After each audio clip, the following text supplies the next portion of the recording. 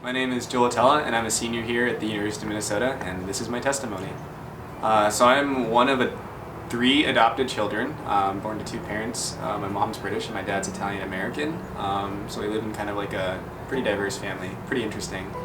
But I actually grew up overseas. My parents were missionaries, and I spent most of my childhood in southern China.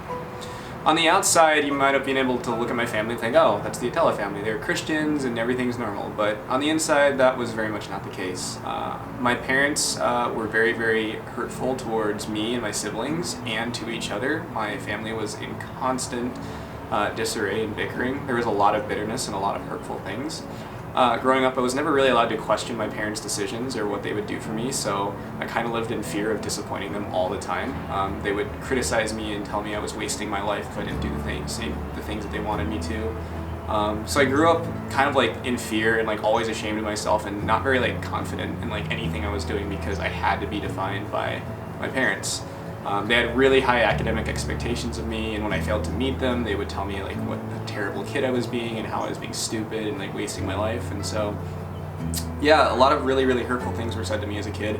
I didn't really know how to say no to things because I associated saying no with, being shamed and things. So, yeah, but the fighting only got worse in my early childhood through high school, and when we moved to the United States in 2011, and our lives completely changed. It got even worse. I started high school in a new country. I didn't know anybody, but things at home were still really, really unrestful, and the cops even showed up at our house a couple of times to make sure things were okay. But I lived in constant fear, and I hated going home. During this time, I really didn't have much of a relationship with God. Like, I went to church with my parents on Sunday, and I was like, okay, like, I believe in God because it's the right thing to do. It wasn't like about having a relationship with God. It was the right thing to do. And I was kind of afraid of not believing in God, which isn't really, really healthy now that I think about it. But yeah, I didn't really have a good representation of God. I was angry at him for a lot of things because I blamed him for all the things that were going on in my family, for my lack of identity, for my lack of feeling comfortable. And yeah, I remember high school and early childhood just knowing who God was kind of as an abstract, but not really connecting with him and almost being angry at him for a lot of things that were happening in my life.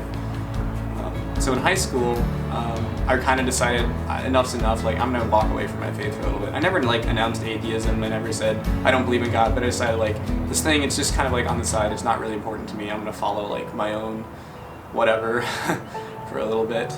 So high school came to an end, and I wasn't super involved in my faith. I had stopped going to youth group and church completely at this point. Just didn't really feel like a home there, and it was time for college. I was fortunate enough to get accepted to the University of Minnesota, and I decided that's where I was going to go. And I decided, okay, I'm going to go to college, and I'm going to do my thing. It's not going to be what mom and dad say from now, and it's not going to be anyone else but me. It's going to be what I want. And so I started to pursue a career in medicine because I knew that that's something my parents would approve of, and that's something that would make them proud, and I would be able to get validation from them for.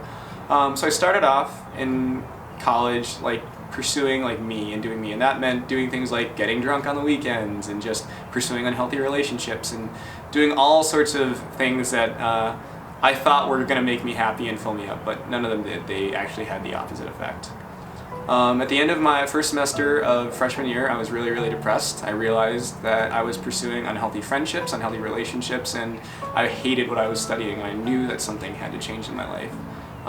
But God showed up, and my roommate the next semester just so happened to be the worship singer for Cru. So one night I came back from a party very frustrated and just really, really lonely and really, really empty, and he said, "Hey Joel, I've got Cru tonight, do you want to come with me?" And I was like, "What's Cru?" And he's like, "It's a Christian thing."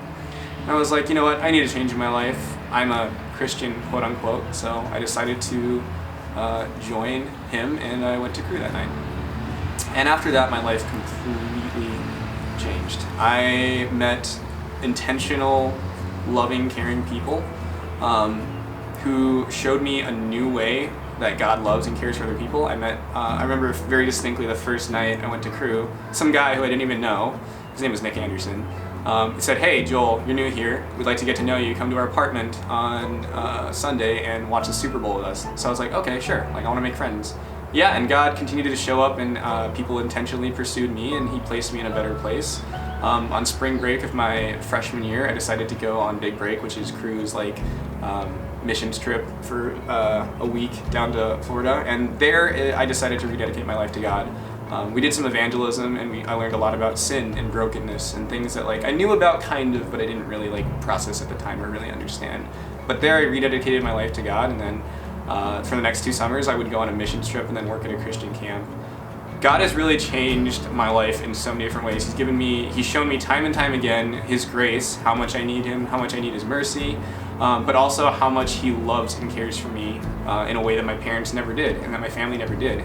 He showed me that I'm free from things like condemnation and shame. I can have confidence and security in who I am because of what He's done for me. And so it's been really, really incredible just to see how God's showed up in my life over the last couple of years. God has repeatedly shown me in my life that my plans for myself aren't exactly going to be the best for me, and that His plans for myself are going to be better.